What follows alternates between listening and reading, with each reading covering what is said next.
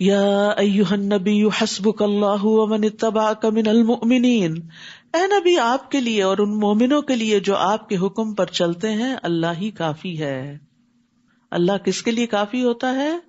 ان مومنوں کے لیے جو نبی صلی اللہ علیہ وسلم کی پیروی کریں۔ یاد رکھیے اللہ کے احکامات کی حفاظت کریں تو اللہ کی حفاظت ملتی ہے۔ عبداللہ بن عباس کہتے ہیں ایک دن میں رسول اللہ صلی اللہ علیہ وسلم کے پیچھے سوار تھا، 10-11 سال کے تھے اس وقت۔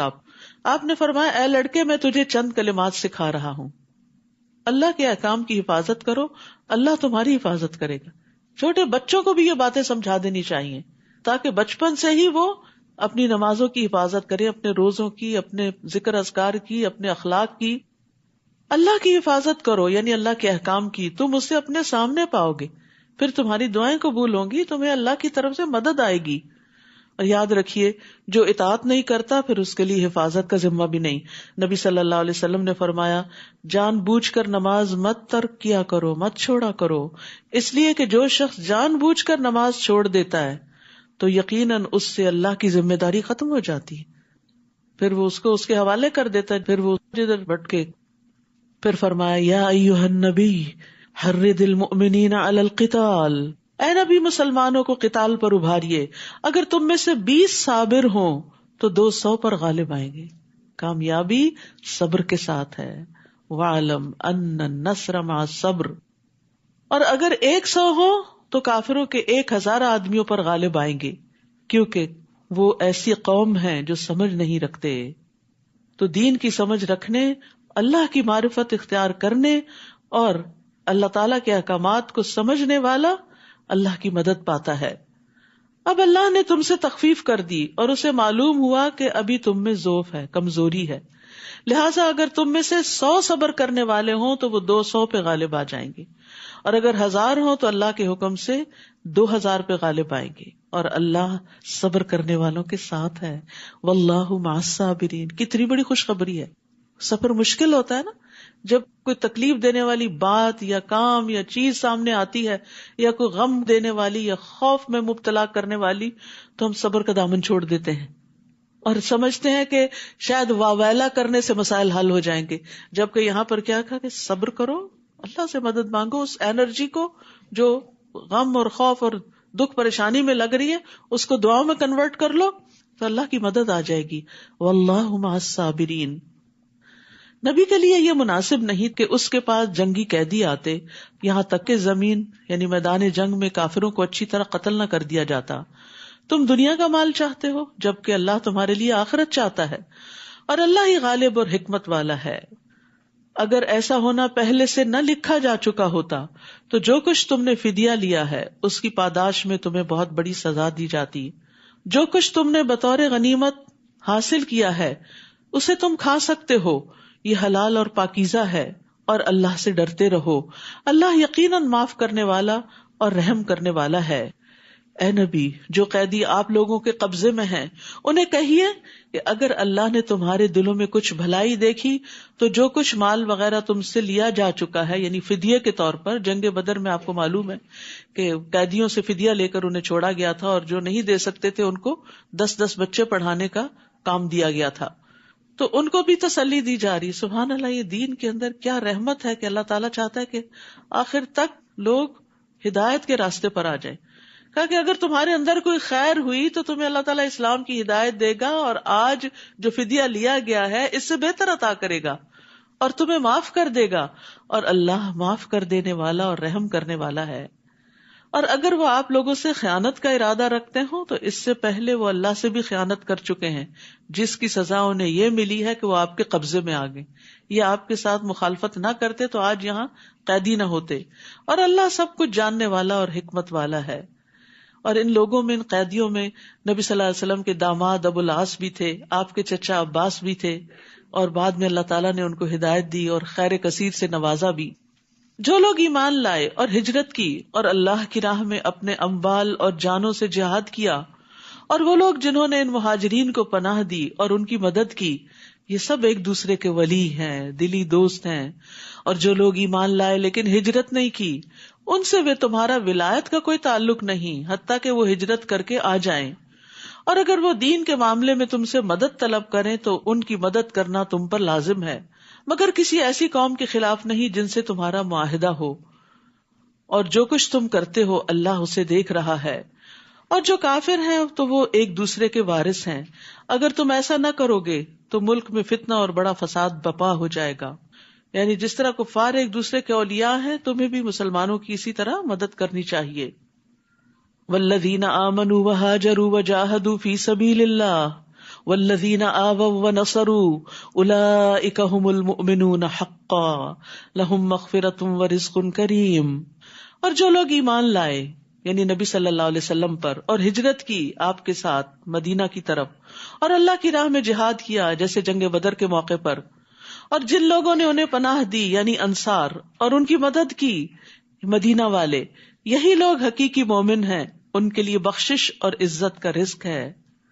اور جو لوگ ہجرت نبوی کے بعد ایمان لائے اور ہجرت کر کے آ گئے اور تمہارے ساتھ مل کر جہاد کیا، وہ بھی تم میں شامل ہیں، مگر اللہ کے نوشتے میں خون کے رشتہ دار ایک دوسرے کے زیادہ حقدار ہیں، اللہ یقیناً ہر چیز کو خوب جانتا ہے۔ تو یاد رکھیے کہ یہاں دین کی مدد دو طریقے سے جو کی جاتی ہے اس کی تفصیل بیان کی گئی ہے، یا مہاجرین کی شکل میں یا انصار کی شکل میں، یا انسان اللہ کے دین کی خاطر اپنا سب کچھ قربان کر دیتا ہے، یا یہ کہ قربان کرنے والوں کو پناہ دیتا ہے، ان کی مدد کرتا ہے۔ تو دونوں کے باہم تعاون سے دین آگے بڑھتا ہے۔ اور یہاں نبی صلی اللہ علیہ وسلم کے ساتھی جو مکہ سے آئے اور مدینہ والے، ان کے باہمی تعلق اور ان کی محبت اور ایک کاز میں اکٹھا ہونے کو بیان کیا جا رہا ہے۔ اور ہم دیکھتے ہیں کہ کس طرح نبی صلی اللہ علیہ وسلم نے مکہ سے آنے والوں کو مدینہ والوں کا بھائی بھائی بنا دیا تھا، حتیٰ کہ انہوں نے ان کو اپنے باغوں میں، اپنے گھروں میں، اپنے اموال میں شریک کر لیا تھا۔ عبد الرحمن بن عوف کے لیے تو سعد بن ربیع نے کہا کہ میری 2 بیویاں ہیں، جس کو تم پسند کرو اس کو طلاق دیتا ہوں، اور پھر تم چاہو تو اس سے تم نکاح کر لینا۔ لیکن انہوں نے شکریہ ادا کرتے ہوئے کہا دلونی علی السوق، مجھے بازار کا رستہ بتاؤ، میں خود کام کروں گا اور اپنے لیے کماؤں گا۔ یعنی انہوں نے بھی لالچ نہیں رکھی، کیونکہ وہ مال کے لیے تو آئے نہیں تھے، وہ تو جس مقصد کے لیے آئے تھے، جو نیت اور جو غرض تھی وہی ذہن میں تھی، اسی کے مطابق کام کر رہے تھے۔ انس رضی اللہ عنہ کہتے ہیں کہ نبی صلی اللہ علیہ وسلم جب مدینہ تشریف لائے تو آپ کے پاس مہاجرین نے آ کر عرض کیا، اے اللہ کے رسول، جس قوم کے پاس ہم آئے ہیں یعنی مدینہ والے، ان سے بڑھ کر ہم نے کوئی ایسی قوم نہیں دیکھی جو بہت زیادہ خرچ کرنے والی ہے، اور تھوڑے مال ہونے کی صورت میں بھی دوسروں کے ساتھ غمخواری کرنے والی، نہیں بھی تو پھر بھی دل جوئی کرتے ہیں۔ بعض اوقات ہوتا ہے نا، آپ کے پاس نہیں ہوتا تو آپ اچھی بات ہی کر دیتے ہیں دوسرے کو، اور بعض اوقات ہوتا ہے اور آپ دیتے ہیں اور احسان جتا کے ضائع کرتے ہیں۔ انصار کی خوبی کیا تھی کہ اگر ہے تو خوب خرچ کرتے، نہیں تو دل جوئی کرتے۔ وہ کہتے ہیں چنانچہ انہوں نے ہمیں محنت و مشقت سے باز رکھا، ہمیں آرام اور راحت میں شریک کیا، یہاں تک کہ ہمیں خوف ہے کہ ساری نیکیوں کا ثواب ان کو نہ مل جائے، کیونکہ ہم سے زیادہ تو یہ قربانیاں کر رہے ہیں۔ تو نبی صلی اللہ علیہ وسلم نے فرمایا، ایسی بات نہیں، جب تک تم لوگ اللہ سے ان کے لیے دعائے خیر کرتے رہو گے اور ان کا شکریہ ادا کرتے رہو گے۔ یعنی کسی کے بھی احسان کو فار گرانٹیڈ نہیں لینا چاہیے۔ اگر کوئی آپ کے ساتھ احسان کرتا ہے تو آپ اس کو دل سے دعا دیں، چاہے سامنے دیں چاہے دل میں دیں، قبولیت کے موقع پر دیں۔ تو محسنین کے احسان کو یاد رکھنا مومن کی شان ہوتی ہے، اور پھر یہ کہ شکریہ بھی ادا کرنا چاہیے۔ اور پھر اسی طرح ایک اور روایت میں آتا ہے، ابو ہریرہ کہتے ہیں کہ انصار نے نبی صلی اللہ علیہ وسلم سے عرض کیا، آپ باغوں کو ہمارے اور ہمارے مہاجر بھائیوں کے بیچ میں تقسیم کر دیجئے۔ آپ نے دیکھا ہوگا کوئی بھی فارمر اپنی لینڈ پراپرٹی کسی کو نہیں دینا چاہتا، لیکن کتنا بڑا دل تھا کہ آپ تقسیم کر دیں۔ آپ نے فرمایا نہیں۔ اس پر انصار نے مہاجرین سے کہا، آپ لوگ ہمارے باغوں کی دیکھ بھال کا ذمہ لیں، ہم آپ کو پیداوار میں شریک کر لیں گے۔ مہاجرین نے کہا، ہم نے سنا اور ہم نے مان لیا۔ لیکن انصار ہمیشہ ان کا خیال رکھنے والے تھے۔ انس رضی اللہ عنہ سے روایت ہے، انہوں نے کہا رسول اللہ صلی اللہ علیہ وسلم نے ارادہ فرمایا کہ بحرین کے علاقے میں کچھ جاگیریں لوگوں کو دیں۔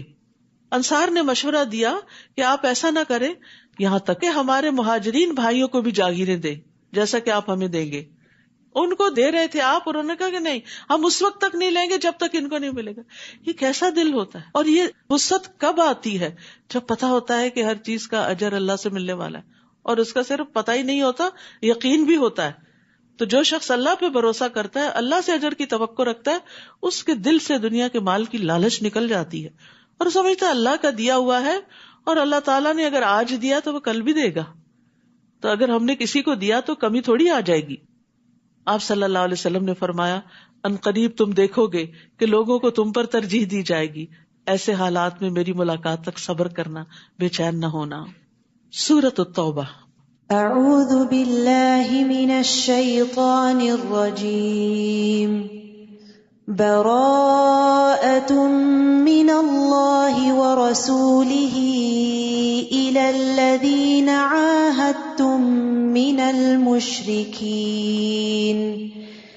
فسیحوا فی الارض 4 اشہر واعلموا انکم غیر معجز اللہ وَأَنَّ اللَّهَ مُخْزِي الْكَافِرِينَ. اس سورت کے 2 نام ہیں، سورۃ البراءہ اور سورۃ التوبہ، جبکہ اجتہادی طور پر اس کے 19 اور نام بھی بتائے گئے ہیں. یہ سورت بسم اللہ کے بغیر شروع ہوتی ہے. نبی صلی اللہ علیہ وسلم نے اس کو اسی طرح لکھوایا، اور پھر جب مصحف عثمانی تیار کیا گیا تو اس میں بھی اس کو اسی طرح لکھ دیا گیا. علی بن ابی طالب کہتے ہیں بسم اللہ امان ہوتی ہے. اس سورت میں جہاد کا حکم نازل ہوا ہے، اسی وجہ سے اس کے شروع میں امان کو ذکر نہیں کیا گیا. اور توبہ کا لفظ سب سے زیادہ بار اس سورت میں قرآن مجید میں آتا ہے، 16 بار تقریباً، اور اس کے بعد سورت البقرہ میں 13 بار آتا ہے، تو اس کا نام بھی پھر سورت التوبہ ہے.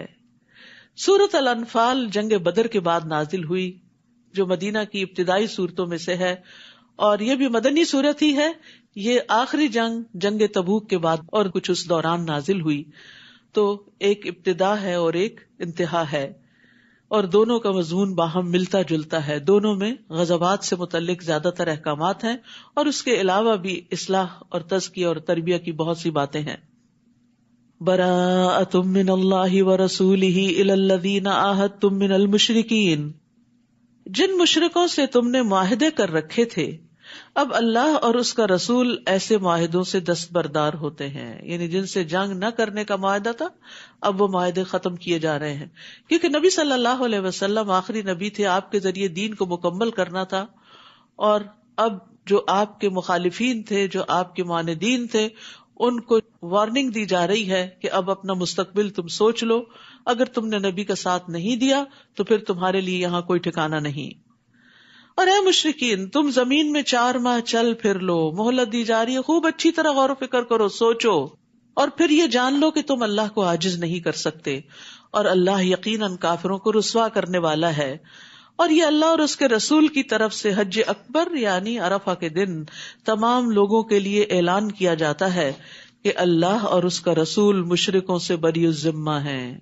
لہٰذا اگر تم توبہ کر لو یعنی اسلام لے آؤ تو تمہارے حق میں بہتر ہے، اور اگر تم اعراض کرو تو خوب جان لو کہ تم اللہ کو عاجز نہیں کر سکتے، یعنی اب تم غالب نہیں آ سکو گے، اب تمہاری خیر نہیں. اور اے نبی، ان کافروں کو دردناک عذاب کی خوشخبری دے دیجئے. ہاں، جن مشرکین سے تم نے معاہدہ کیا ہو، پھر انہوں نے اسے پورا کرنے میں کوئی کمی نہ کی ہو، اور نہ ہی تمہارے خلاف کسی کی مدد کی ہو، تو ان کے ساتھ اس عہد کو مقررہ مدت تک پورا کرو، کیونکہ اللہ تعالیٰ متقین کو پسند کرتا ہے. یہ بھی تقویٰ کی علامت ہے کہ انسان اپنے عہد کو نبھائے. پھر جب حرمت والے 4 مہینے گزر جائیں، حرمت والے مہینے ذوالقعدہ، ذوالحجہ، محرم اور رجب ہیں، جب یہ حرمت والے 4 مہینے گزر جائیں تو مشرکین کو جہاں پاؤ قتل کرو، انہیں پکڑو، یعنی مہلت اور مدت ختم، سوچ بچار کا وقت ختم. ان کا محاصرہ کرو اور ان کی طاق میں ہر گھات کی جگہ پر بیٹھو. پھر اگر وہ توبہ کر لیں، نماز قائم کریں اور زکوٰۃ ادا کرنے لگیں تو ان کی راہ چھوڑ دو، کیونکہ اللہ درگزر کرنے والا اور رحم کرنے والا ہے. تو یاد رکھیے، توبہ اسی وقت سچی ثابت ہوتی ہے جب انسان کا عمل بدلتا ہے. تو زبانی توبہ کے ساتھ ساتھ عمل سے اس کو ثابت کرنا لازم ہے. اور نماز کے ساتھ زکوٰۃ کا بھی حکم دیا گیا ہے. ارکان 5 میں سے نماز کے بعد زکوٰۃ کا ذکر آتا ہے، کیونکہ یہ فقراء کا حق ہے، اور کوئی بھی سوسائٹی اس وقت تک فلرش نہیں کر سکتی جب تک کہ اس کے کمزور لوگوں کا حق ان کو نہ دیا جائے. تو انہیں نماز اور زکوٰۃ کی شرط پر امان ملی. اور اگر ان مشرکوں میں سے کوئی آپ سے پناہ طلب کرے تو اسے پناہ دے دیجئے تاکہ وہ اطمینان سے اللہ کا کلام سن لے، پھر اسے اس کی جائے امن تک پہنچا دو. یعنی اگر وہ نہیں اسلام لانا چاہتا تو اس کے ٹھکانے تک پہنچا دو. یہ موقع اس لیے دینا چاہیے کہ یہ لوگ علم نہیں رکھتے. تو اس سے کیا پتہ چلتا ہے کہ بغیر علم کے جہالت میں لوگوں کو ختم نہیں کرو. کیف یکون للمشرکین عہد عند اللہ وعند رسولہ، اللہ اور اس کے رسول کے ہاں مشرکوں کا عہد کیسے معتبر ہو سکتا ہے سوائے ان لوگوں کے جنہوں نے مسجد حرام کے پاس تم سے عہد کیا تھا. تو جب تک وہ تمہارے ساتھ سیدھے رہے تم بھی ان کے ساتھ سیدھے رہو. اللہ یقیناً تقوی والوں کو پسند کرتا ہے. ان کا عہد معتبر بھی کیسے ہو سکتا ہے جبکہ اگر وہ تم پر قابو پا لیں تو تمہارے معاملے میں نہ کسی رشتے کا لحاظ رکھیں گے نہ عہد کا.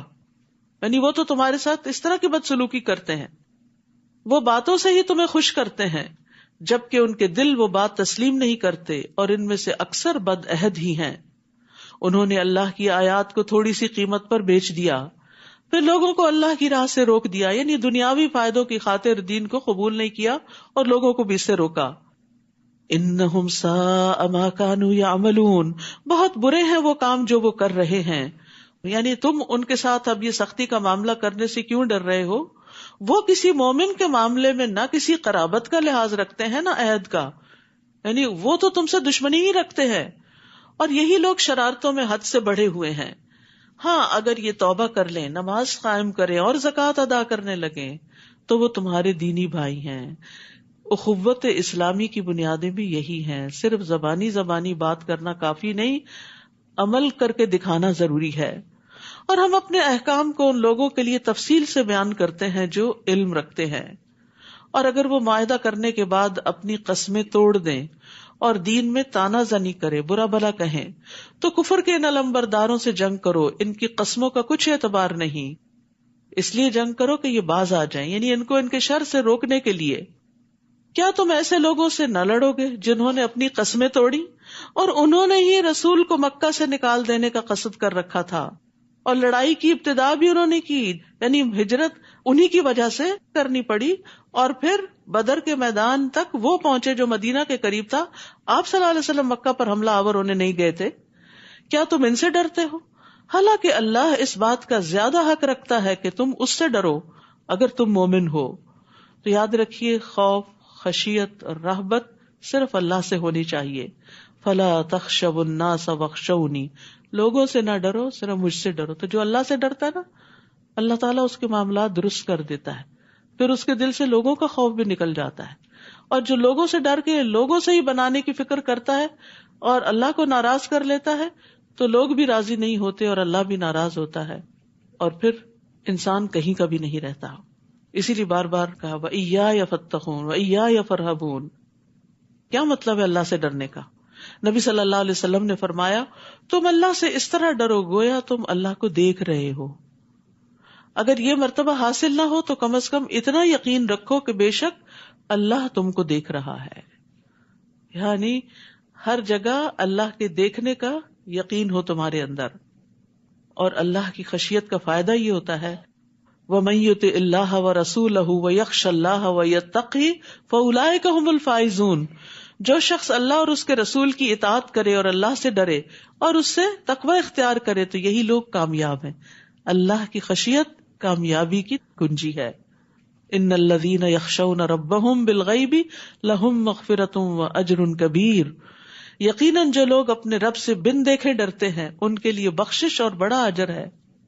اللہ کا خوف نجات کا ذریعہ ہے. نبی صلی اللہ علیہ وسلم نے فرمایا 3 چیزیں نجات دینے والی ہیں، جن میں سے ایک چھپے اور ظاہر میں اللہ کی خشیت ہے، کہ انسان کہیں پر بھی ہو اللہ سے ڈر کر غلط کام نہ کرے.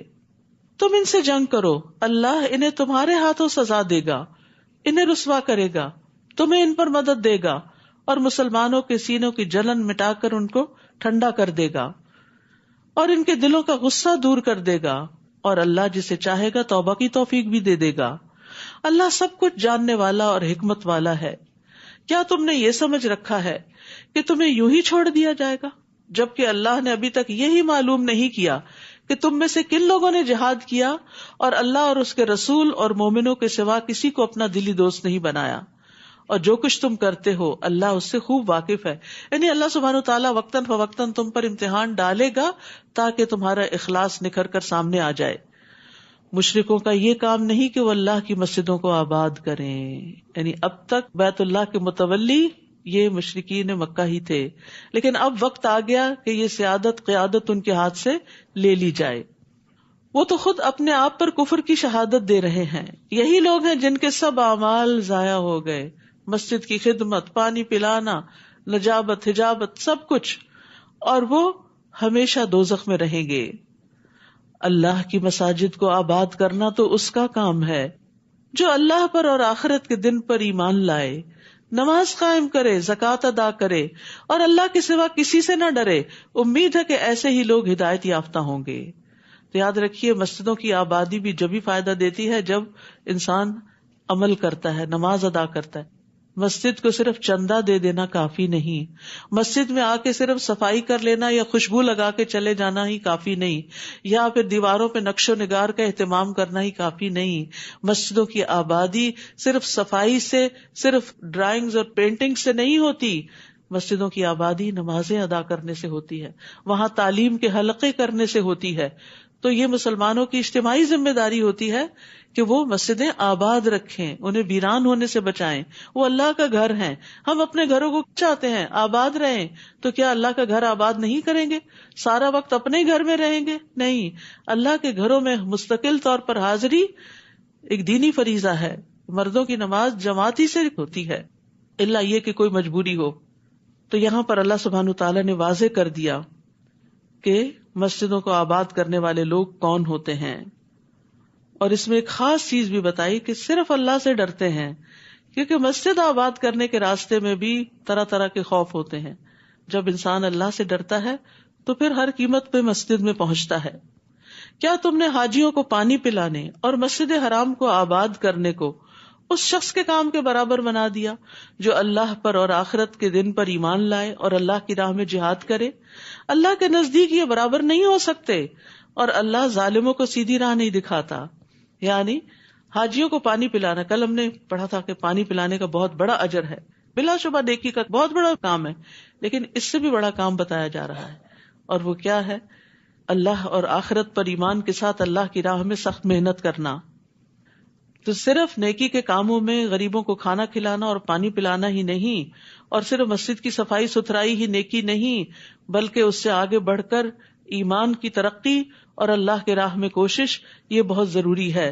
اللہ کے نزدیک یہ برابر نہیں ہو سکتے. نیک اعمال تو بہت سے ہیں، لیکن ان میں سے افضل ترین اعمال اللہ کے راستے میں خود کو تھکانا ہے. اور اللہ ظالموں کو سیدھی راہ نہیں دکھاتا. وہ لوگ جو ایمان لائے اور ہجرت کی اور اپنے مالوں اور جانوں سے اللہ کی راہ میں جہاد کیا، اللہ کے ہاں ان کا درجہ بہت بلند ہے، اور ایسے ہی لوگ کامیاب ہیں. ان کا رب انہیں اپنی رحمت اور رضامندی کی خوشخبری دیتا ہے، اور ان کے لیے ایسے باغات ہیں جن کی نعمتیں دائمی ہیں. آپ دیکھیں، اگر آپ اللہ کے راستے میں نہ نکلیں اور لوگوں کو دین کی طرف نہ بلائیں تو مسجدیں آباد ہوں گی بھلا؟ یہ مسجد اس وقت جو آباد ہے تو یہ کس وجہ سے آباد ہے؟ صرف نماز پڑھنے کے لیے نہیں، اللہ کے دین کی تعلیم کی وجہ سے. اور اس کے پیچھے کتنے لوگوں کی کتنی محنت موجود ہے کہ جنہوں نے آپ تک دعوت پہنچائی اور یہاں لانے کا انتظام کیا، اور پھر ٹرانسپورٹ کا انتظام کیا، اور لوگوں کو مستقل طور پہ موٹیویٹ کیا، اور کئی کئی گھنٹے کا سفر کیا. یہ سب چیزیں جو ہیں یہ محنت سے تعلق رکھتی، جس میں انسان کو اپنا خون جلانا پڑتا ہے. ایک یہ ہے کہ آپ آئے آرام سے ہوور اٹھائیں، صفائی کریں، یہ بھی بڑی اچھی بات ہے، میں نہیں کہتی کہ صفائی چھوڑ دیں، لیکن وہ آرام کا کام ہے. انسان کا دل بھی خوش ہوتا ہے جو دیکھتا ہے اچھا مسجد صاف ہو رہی ہے، ماشاءاللہ بہت اچھا کام کر رہے ہیں، بہت اچھا کام کر رہے ہیں. لیکن جو اللہ کی طرف لوگوں کو بلاتا ہے اس کو تو چار باتیں بھی سننی پڑ جاتی کہ کیوں پیچھے پڑ جاتے ہو، آ جائیں گے جب ہمارا دل چاہے گا، اور یہ کوئی ضروری تو نہیں، اور کیا قرآن ہی پڑھنا نیکی ہے اور کام نہیں، ہم گھر والوں کی خدمت نہیں کر رہے، بچے نہیں پال رہے، یہ بھی تو نیکی، بلا شبہ نیکیاں ہیں. لیکن اگر وہ بچے دین پر ہی نہ رہے تو ان کو کھلانا پلانا اور بڑا کرنا اور پڑھانا اور کاروبار لگانا وہ کس کام آئے گا آپ کے؟ کیا ایسی اولاد صدقہ جاریہ بنے گی؟ تو اس کے لیے صرف مسجد کا امام کافی نہیں، مشکل کے وقت آپ اس کے بعد پکڑ کے لے جائیں اور وہ ایک سیشن میں اس کو مسلمان بنا دے. اس کے لیے آپ کے پاس علم ہونا ضروری ہے، آپ کے پاس ایمان ہونا ضروری ہے، تاکہ آپ ان کو مستقل طور پر روزانہ دین کی طرف دعوت دیتے رہیں. تو اس لیے مسلمان عورتوں کا بھی علم حاصل کرنا بے انتہا ضروری ہے. جاہل ماں جاہل اولاد پیدا کرتی. جس ماں کو خود علم کی قدر نہیں ہوتی، جو علم میں محنت نہیں کرتی، وہ بچوں کو بھی کچھ نہیں سکھا سکتی. اور نیچرل طریقے سے جو آپ چھوٹی چھوٹی باتیں سکھاتے ہیں وہ بڑے بڑے مدارس میں بھی نہیں سیکھ سکتے بچے، کیونکہ وہ آپ کے عمل سے بھی سیکھ رہے ہوتے ہیں، آپ کے رویے سے سیکھ رہے ہوتے ہیں. آپ اذکار کر رہے ہوتے ہیں، وہ آپ کا ہلتا وہ منہ دیکھ کے بھی سیکھ رہے ہوتے ہیں کہ ہماری ماں کوئی اچھا ہی کام کر رہی ہے. تو اس لیے ضروری ہے کہ آپ کو پتا ہو، اور اس کے لیے سخت محنت کی ضرورت ہوتی. یعنی گھر کے کاموں کے ساتھ ساتھ باہر کے کام کے لیے نکلنا محنت مانگتا ہے. تو جب ہم اپنی دنیا کے لیے نکل سکتے ہیں تو کیا دین کے لیے نہیں نکل سکتے؟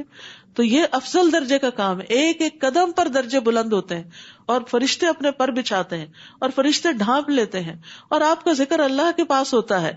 تو اس لیے اس کام کو معمولی نہ سمجھیں اور نیکی کا کام سمجھ کے کرتے رہے. اور پھر اس تعلیم کے دوران آپ کو طرح طرح کی ٹپس ملتی رہتی ہیں، اور ہر روز آپ کسی نئے کام کے لیے، نئے پروجیکٹ کے لیے صدقہ کرتے ہیں، اور ایک نیا راستہ ڈھونڈتے ہیں، ایک نئی نیکی میں اضافہ ہوتا ہے، اور اس طرح آپ پروگرس کرتے ہیں، گرو کرتے ہیں، اور موسٹ پروڈکٹیو زندگی بسر کرتے ہیں. ان کا رب انہیں اپنی رحمت اور رضامندی کی خوشخبری دیتا ہے، اور ان کے لیے ایسے باغات ہیں جن کی نعمتیں دائمی ہیں، وہ ان میں ہمیشہ رہیں گے. بلا شبہ اللہ کے ہاں ان کے لیے بہت بڑا اجر ہے.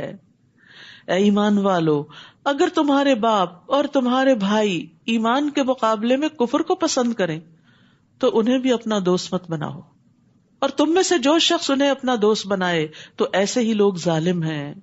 ان کے ساتھ خیر خواہی تو ہوگی، لیکن پھر وہ دلی محبت نہیں رہے گی، وہ تو صرف ایمان والوں سے ہی ہو سکتی ہے. قل ان كان آباؤكم وابناؤكم واخوانكم وازواجكم وعشيرتكم واموال اقترفتموها وتجارة تخشون كسادها ومساكن ترضونها احب اليكم من الله ورسوله وجهاد في سبيله فتربصوا حتى يأتي الله بأمره والله لا يهدي القوم الفاسقين. اے نبی، آپ مسلمانوں سے کہہ دیجئے، اگر تمہیں اپنے باپ، اپنے بیٹے، اپنے بھائی، اپنی بیویاں یا ازواج، اپنے کنبے والے یعنی فیملی، برادری، خاندان، رشتہ دار، اور وہ مال جو تم نے کمائے ہیں، اور تجارت جس کے مندہ پڑ جانے سے تم ڈرتے ہو کہ اگر ہم اپنے بزنس پہ حاضر نہیں ہوں گے تو بزنس کم ہو جائے گا، اور تمہارے مکان جو تمہیں پسند ہے کہ انہی کی صفائی ستھرائی میں لگے رہتے ہو، اللہ اور اس کے رسول اور اس کی راہ میں جہاد سے زیادہ محبوب ہیں. یہ ساری چیزیں زیادہ پسند ہیں، تو انتظار کرو یہاں تک کہ اللہ اپنا حکم لے آئے. پھر دیکھیں اللہ تمہارے ساتھ کیا معاملہ کرتا ہے. اور اللہ نافرمان لوگوں کو ہدایت نہیں دیتا. یاد رکھیے، زندگی کے ہر معاملے میں اللہ اور اس کے رسول کو آگے رکھنا ہوگا، ان کی اطاعت کو، ان کے قول کو، ان کی رضا کو. خوف اور امید بھی اللہ سے بڑھ کر کسی اور سے نہیں. اگر ایسا نہیں تو پھر اللہ سبحانہ وتعالی اپنا فیصلہ لے آئے گا. تو ایمان والے وہ ہیں جن کو اللہ اور اس کا رسول ان کے علاوہ سے زیادہ محبوب نہ ہو، اور اگر کوئی زبان سے دعویٰ کرے تو یہ دعویٰ ان کا جھوٹا ہوگا، اور وہ اپنے قول سے اپنی ہی بات کو جھٹلا رہا ہوگا. تو اس لیے ضروری ہے کہ ہماری محبتوں کا محور اور مرکز اللہ اور اس کا رسول اور اس کے راہ میں محنت ہو. ہمیں اپنے گھر والوں سے زیادہ، اپنی ذات سے زیادہ، اپنے مال اور اولاد سے زیادہ اللہ اور اس کے رسول سے محبت ہونی چاہیے. رسول اللہ صلی اللہ علیہ وسلم نے فرمایا، کوئی بندہ اس وقت تک مومن نہیں ہو سکتا جب تک کہ میں اس کے نزدیک اس کے گھر والوں، اس کے مال اور تمام لوگوں سے زیادہ محبوب نہ ہو جاؤں. رسول اللہ صلی اللہ علیہ وسلم نے فرمایا، اس ذات کی قسم جس کے ہاتھ میں میری جان ہے، تم میں سے کوئی اس وقت تک مومن نہیں ہو سکتا جب تک میں اس کے والد اور اس کی اولاد سے بھی زیادہ اس کا محبوب نہ ہو جاؤں.